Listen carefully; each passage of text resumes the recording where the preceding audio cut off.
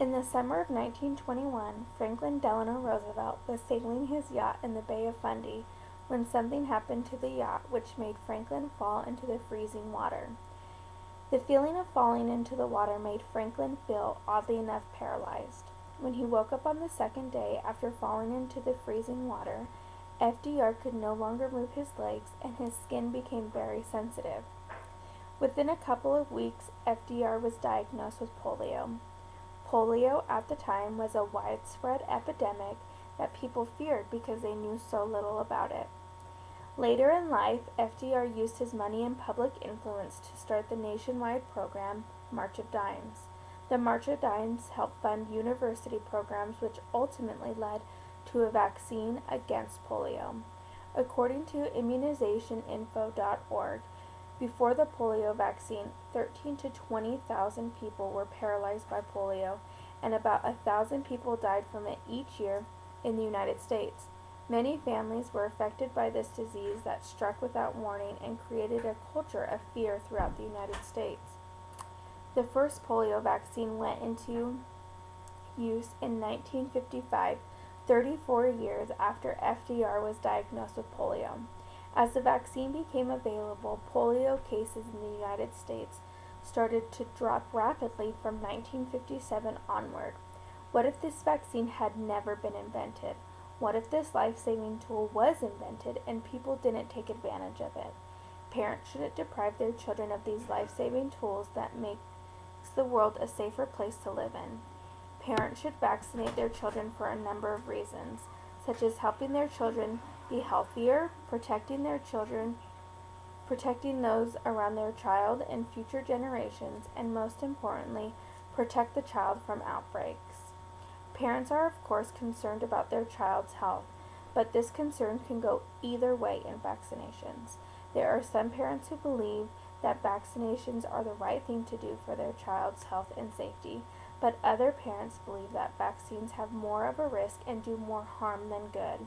I believe that there are more positive outcomes and reasons to vaccinate children rather than not. Although there are many reasons why parents should vaccinate their children, first and foremost is the overall health of the child.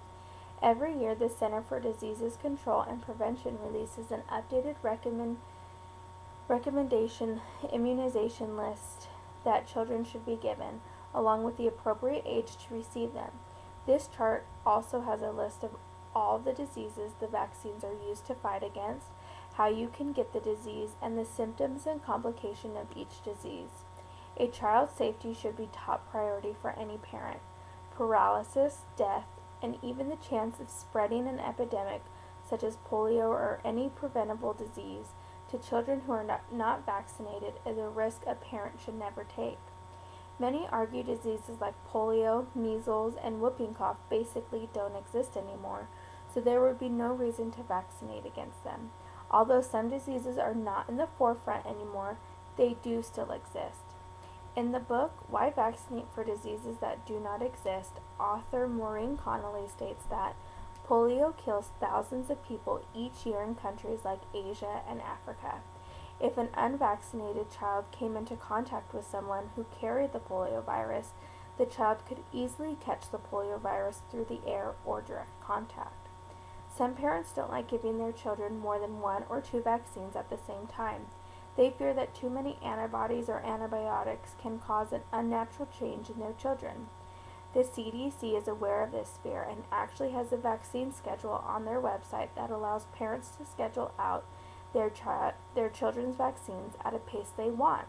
This is a win-win situation as the parent is in control of what vaccines the child is getting and the child is being vaccinated against deadly viruses and diseases. Not only are vaccines good for the safety of your child, but they are also good for the safety of the world and future generations. In 2009, a new flu virus was affecting people all throughout the world and killed more than 16,000 people in 213 countries. The H1N1 flu virus. Even though the H1N1 was a brand new virus, it is easy to see how fast and easy it is for a virus to spread. By receiving the recommended vaccines, each parent and child are taking their first steps to disease prevention. This is key to preventing further epidemics that can kill over 16,000 like the H1N1 virus did. When a child is vaccinated, it doesn't mean that they are never going to get sick, but they will be protected against the viruses that could cause major health problems for them and those that surround them. Another safety concern to those parents who choose not to vaccinate their children is the measles, mumps, rubella, the MMR vaccine that has been said to cause autism to occur in children.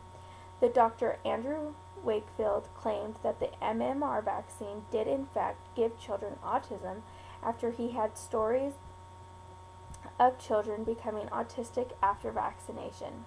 This story quickly made headlines and spread like a virus throughout the world, making parents question the whole vaccination process.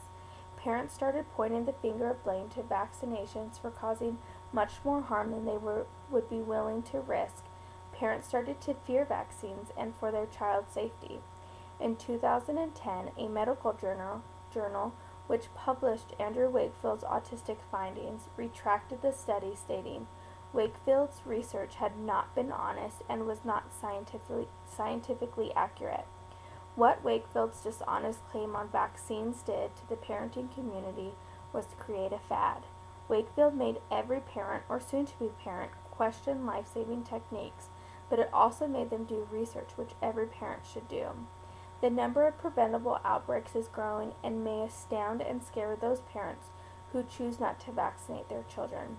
The most popular reason people do not vaccinate their children is because they do not believe in vaccinating their children for viruses and diseases that no longer exist. They do.